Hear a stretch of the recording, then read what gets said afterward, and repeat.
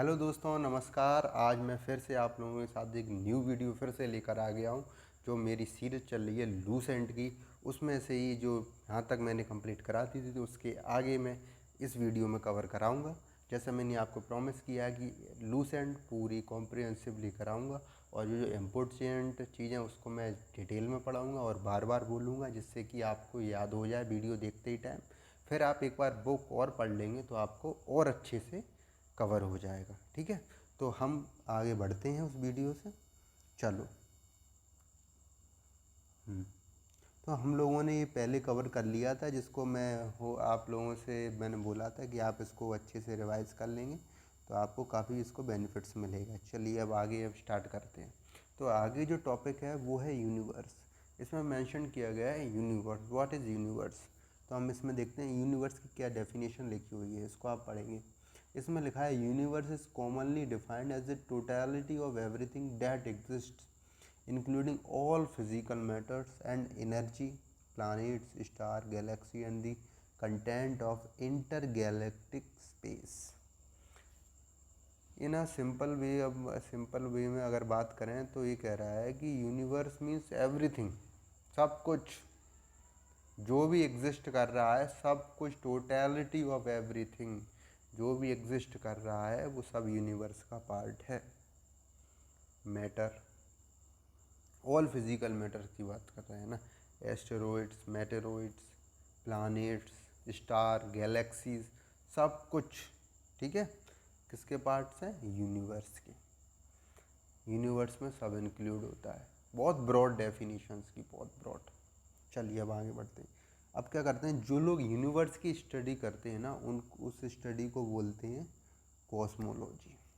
ठीक है, और कॉस्मोलॉजी क्या, वो कैसे बना है? कॉस्मोलॉजी बना है दो शब्दों से मिलकर। पहला है कॉस्मोस एंड दूसरा है लोगोस। कॉस्मोस माने क्या होता है, मैं देखो पेन से भी चलाकर दिखाता रहा हूँ जिससे कि आपको इशू ना आए। देखिए, कॉस्मोलॉजी की बात कर रहे हैं, कॉस्मोस यूनिवर्स एंड लोगोस माने साइंस, यूनिवर्स का साइंस। इन दो टर्म से मिलकर बना है कॉस्मोलॉजी। तो इसकी स्टडी ऑफ यूनिवर्स है, इसको बोलते हैं cosmology. Diameter of universe is 10⁸ light years. ठीक है, after the birth of the universe atom came into existence, with these atom dust clouds of gases formed. ठीक है, अब नेक्स्ट टर्म है गैलेक्सी। गैलेक्सी में क्या होता है? Galaxy is the vast system of billions of star, है ना। गैलेक्सी क्या होता है ना, टर्म गैलेक्सी सिस्टम में जो क्या है, बिलियंस ऑफ स्टार इसमें प्रेजेंट है, which also contain large number of gas clouds, mainly of hydrogen gas की बहुत सारे क्लाउड्स हैं जो उसमें मिलते हैं, and dust isolated in space from similar system. Isolated है फ्रॉम सिमिलर सिस्टम से, आइसोलेटेड है। ठीक है, तो गैलेक्सी से अगर कोई आपसे डेफिनेशन पूछता है या एग्ज़ाम में आता है तो आप बोलेंगे सबसे पहले तो क्या होता है, एक सिस्टम है जिसमें बिलियंस ऑफ स्टार प्रेजेंट है। ठीक है, जैसे कि अपनी गैलेक्सी कौन सी है? Milky Way Galaxy. उसमें से एक स्टार है सन, सोलर सिस्टम, जिसका सोलर सिस्टम है आपने पूरा देखेंगे। अभी नहीं देखा है तो अपन इस वीडियो में कवर करेंगे। इस पूरी सीरीज़ में बहुत सारी चीज़ें ऐसी आएंगी जिसमें आपको काफ़ी सारा सीखने को मिलेगा। और फिर इसमें देखते हैं अपने गैलेक्सी की डेफिनेशन देखिए। अब नेक्स्ट देखते हैं, there are about 100 billion galaxy. एक अजम्पशन है, एक हाइपोटेनियस है, कहते हैं कि देयर आर अबाउट, लगभग 100 बिलियन गैलेक्सीज है। 100 बिलियन आप समझ ना, 10⁻11 गैलेक्सीज, बहुत बड़ा है। मतलब अनकाउंटेबल, मतलब काउंट तो कर सकते हैं लेकिन मतलब पॉसिबल नहीं है कि इतना चीज़ें की लाइक इतना broad possibilities in the universe, and each galaxy has on an average 100 billion star. समझ रहे हैं, एक गैलेक्सी में 100 बिलियन स्टार्स होते हैं। सो डैट, पहले उन्होंने बताया गैलेक्सी क्या है। ठीक है, गैलेक्सी में स्टार कंसिडर करते हैं। अब ये बता रहे हैं कि पूरे यूनिवर्स में लगभग एटलीस्ट 100 बिलियन गैलेक्सीज। ठीक है, और एक गैलेक्सी में 10⁻11 मतलब 100 बिलियन स्टार। ठीक है, अब उसमें 100 बिलियन में से एक है सोलर यानी सन, उसका पूरा सोलर सिस्टम है। So that the total number of star in the universe होगा 10 की पावर 22। ठीक है। अब नेक्स्ट है milky Way Galaxy. Milky Way Galaxy का क्यों यूज हुआ? क्योंकि मिल्की वे गैलेक्सी अपनी गैलेक्सी है ना। मिल्की वे गैलेक्सी का लोग पार्ट है, इसलिए मिल्की वे गैलेक्सी को डिस्कस किया जा रहा है। Milky Way Galaxy is the home Milky Way's galaxy was formed 5 billion years after the Big Bang। Big Bang क्या है अपन आगे पढ़ेंगे, एक थ्योरी है जिसका मैं अभी बीच में नहीं पढ़ाऊँगा, मैं आपको तभी पढ़ाऊँगा जब ये टॉपिक आएगा, है ना। इससे फालतू में आप कन्फ्यूज़न क्रिएट होगा। First person to see this galaxy by Galileo Galilei, एक पर्सन है जिसने इसको first to see this galaxy को देखा है। Latest non galaxy dwarf galaxy. इसमें साइंटिस्ट लगे हुए हैं, रिसर्च कर रहे हैं ना, काफ़ी सारी रिसर्चेस चल रही हैं, स्टिल गोइंग ऑन है। तो उनमें से अपन नई नई जो न्यूज़ेस आती रहती हैं तो उसके बेसिस पे बता रहे हैं कि जो लेटेस्ट नॉन गैलेक्सी है वो ड्वार्फ गैलेक्सी है। According to the modern thought universe can be classified. ये क्या है? मॉडर्न थॉट के according universe can be classified to 2 parts, namely atmosphere and space, है ना। अब चलते हैं अपन आगे। इसमें क्या बताया गया? Origin of universe is explained by the big bang theory. इन्होंने बताया जो ओरिजिन है जो यूनिवर्स का, जो थ्योरी है प्रपोज की गई थी, तो उसके बेसिस पे बता सकते हैं कि मतलब यूनिवर्स कैसे फॉर्म्ड हुआ, कैसे प्रोसेस इवॉल्व हुई, तो उसके बेसिस पे अपन बताएंगे। ये क्या हुआ? बिग बैंग थ्योरी है जो formulated and propose by the Belgium astronomer and cosmologist Abbe Georges Lemaitre. अब नेक्स्ट क्वेश्चन, नेक्स्ट चीज़ है कि Andromeda is our nearest galaxy. Andromeda जैसे मिल्की वे गैलेक्सी है, ऐसे ही एक एंड्रोमेडा गैलेक्सी है जो सबसे नियरेस्ट गैलेक्सीज है अपने कौन से मिल्की वे गैलेक्सी के। ठीक है।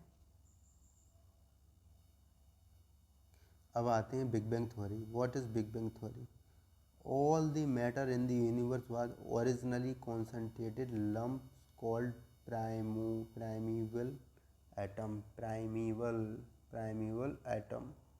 ठीक है। And the big bang was explosion that occurred 13.798 billion years ago, leading to the formation of galaxies of stars and other cosmic bodies। इन्होंने बताया कि जो बिग बैंग जो थ्योरी है ना, इन कॉन्सेंट्रेटेड ओरिजिनली मतलब बिल्कुल रियलिटी में originally first instance concentrated lump called the primeval atom, एक जो मतलब सबसे फर्स्ट एटम है उससे उसकी इनिशिएट हुआ था, है ना। Big bang was expulsion that occurred, एक एक्सपल्जन भी अकर्ड हुआ जो हुआ 13.798 बिलियन ईयर एगो।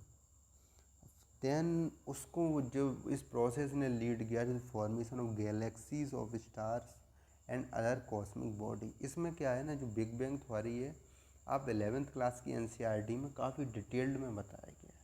जब मैं इस 11th क्लास की एनसीईआरटी को डिस्कस करूँगा अपने इस चैनल पे, तब आप उसको देखेंगे तो आपको काफ़ी बेनिफिट्स मिलेगा। अगर आपके पास एनसीईआरटी है 11th क्लास की तो आप उससे पढ़ सकते हैं, आप उसमें देखेंगे काफ़ी अच्छे से बिग बैंग थ्योरी को डिटेल्ड में बताया गया है। चलिए, इसमें जो लूसेंट में काफ़ी शॉर्ट दिया हुआ है, आपको जस्ट चीज़ें क्रैम करनी है, रटनी है, आपको इससे ज़्यादा डिटेल में जाने की ज़रूरत नहीं। और कुछ एग्ज़ाम्स ऐसे हैं जिसमें डायरेक्ट क्वेश्चंस आते हैं डायरेक्टली, तो आपको इतने सोचने की ज़रूरत नहीं क्योंकि टाइम उसमें इतना लिमिटेड रहता है। आप डायरेक्ट टिक मारिए, आगे बढ़िए। अल्टीमेटली पर्पस तो यही है ना कि जॉब लेनी है बस, या आपको क्या कहते हैं जियोग्राफर बनना है तो और डिटेल में पढ़िए। अल्टीमेट पर्पस यही है। रेलवे के हुए, बैंकिंग के हुए, सारे एग्जाम में डायरेक्टली क्वेश्चंस आते हैं कि बिग बैंग थ्योरी किसके द्वारा प्रपोज की गई, तो आप डायरेक्ट ऑप्शन में लगा देंगे। ठीक है। चलिए, अब इसमें क्या है? Since then all the galaxies have been flying away from one another causing expansion of the universe. उन्होंने बोला जैसे एक्सपल्जन हुआ तो क्या जितनी भी गैलेक्सीज थी वो फ्लाइंग अवे हुई, मतलब दूर दूर हुई, एंड जिससे क्या हुआ? एक्सपेंशन यूनिवर्स का एक्सपैंड हो गया। चलो, अब क्या बोल रही है कि theory regarding the origin of the universe. Theory कौन सी थी? बिग बैंग, मतलब जो ओरिजिन ऑफ द यूनिवर्स है ना, उससे रिलेटेड काफ़ी थ्योरीज हैं, तो उन्हीं थ्योरी के आपको बस नाम प्रोपाउंडर याद रखने और डिटेल में जाना नहीं। बिग बैंग थ्योरी के बारे में बताया ई जियोड लैमेटेर। स्टीडी स्टेट थ्योरी भी एक थी, यूनिवर्स से रिलेटेड थी, जिसने की Thomas Gold and Hermann Bondi. इनके नाम याद रखिए बस। थर्ड है पुलसेटिंग यूनिवर्स थ्योरी, जिसकी है डॉक्टर एलन सूंड। एंड इन्फ्लेशनरी थ्योरी, इसकी है एलन एच गूट। इनके नाम याद रखेंगे आप तो काफ़ी बेनिफिट्स करेगा, डिटेल में जाने की ज़रूरत है नहीं। अब क्या नेक्स्ट टॉपिक है हिग्स बोसोन। इसमें क्या है कि historical mega experiment was successfully conducted in 100 feet deep and 27 kilometre long tunnel, ठीक है, in large hadron collider HSC in Geneva bye European centre for nuclear research centre. इसमें कोई आपका इम्पोर्टेंट नहीं है तो आप इसको हटा सकते हैं, आपको पढ़ने की ज़रूरत नहीं, हटाइए इसको, इम्पोर्टेंट नहीं, कोई मतलब नहीं, फालतू की नॉलेज दी हुई, फालतू की नॉलेज नहीं लेना। अब आ जाते हैं अपन स्टार पे। अपन यूनिवर्स पढ़ लिए, यूनिवर्स की स्टडी क्या बोलते हैं, कॉस्मोलॉजी। और जो 4 थ्योरी उनके नाम याद रखिए, इनको प्रोपाउंडर कौन है, बेसिक याद रखिए कि प्राइमोडल जो एटम था उससे इनिशिएट हुआ, देन एक्सपल्जन हुआ, फिर उसके गैलेक्सी फ्लाई अवे हुई एक दूसरे से, जो एक्सपेंशन हुआ, ठीक है। मिल्की भी अपनी गैलेक्सी है, इसकी जो सबसे पास वाली गैलेक्सी अपनी उसको बोलते हैं एंड्रोमेडा, उसका नाम है। और जो लेटेस्ट नॉन गैलेक्सी उसको लेटेस्ट नॉन गैलेक्सी है ड्वार्फ गैलेक्सी। यूनिवर्स कंसिस्ट क्या कौन सी करती है, गैलेक्सी, बहुत सारी गैलेक्सी, गैलेक्सी कंसिस्ट करती है स्टार्स, स्टार कंसिस्ट करते हैं प्लानेट्स, है ना। तो ऐसे सीरीज है। चलिए अब आते हैं स्टार पे। स्टार क्या होता है, क्लम्स ऑफ डस्ट का मतलब डस्ट का जो एक झुंड सा टाइप में रहता है, वो डस्ट का बनता है ना। और then gas in nebula. Nebula क्या होता है, dust of gases come together due to the gravity and form star. पूरा काम इसमें क्या है, केमिस्ट्रिकली फॉर्म हो, कंपोजिशन होता है और फिजिक्स के रूल लगते हैं, जिससे क्या पूरा डिटरमाइन हो जाता है कि स्टार बन रहा है। Star are made of hot burning gases.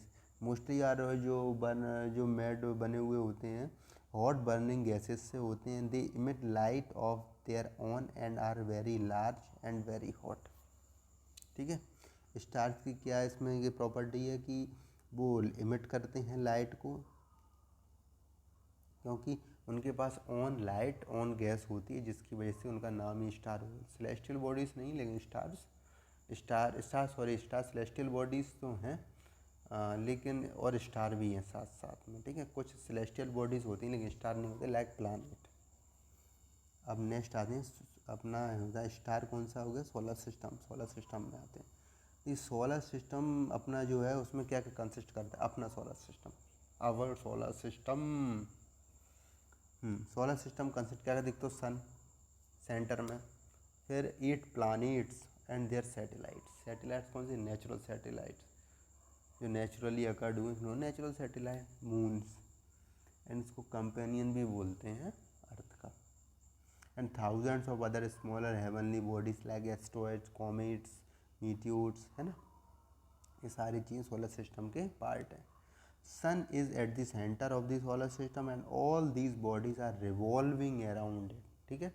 Sun centre में और जितनी भी बॉडी उसको रिवॉल्व कर रही हैं, क्योंकि इन्होंने अर्थ के पास एक फोर्स है, जिससे क्या बाइंडिंग फोर्स एक प्रकार से कह सकते हैं, वो पूरे सिस्टम को अपने ऊपर रखे हुए है। तो उसको कोई मतलब उधर कहीं नहीं है, उसको बाइंड किए हुए पूरे सिस्टम को।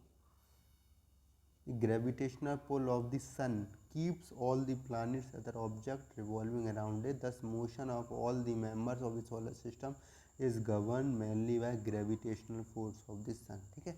इस ग्रेविटेशनल जो फोर्स होता है वो बाइंड किए हुए है ऑल दी जो पार्ट्स हैं, ऑल दी जो मेंबर्स हैं ऑफ द सोलर सिस्टम को, है ना, उसके अराउंड रिवॉल्व करते हैं। Planets revolve around the sun in elliptical orbit, ठीक है। नेक्स्ट है in the solar system the planet nearest to the sun is Mercury, the planet farthest from the sun is Neptune. Solar system क्या है हमने देख लिया, उसका क्या है, सन इज द सेंटर में, और उसके प्लानेट्स देख रहे हैं कि मरकरी इसका नियरेस्ट प्लानेट है और फारदेस्ट है नेपच्यून।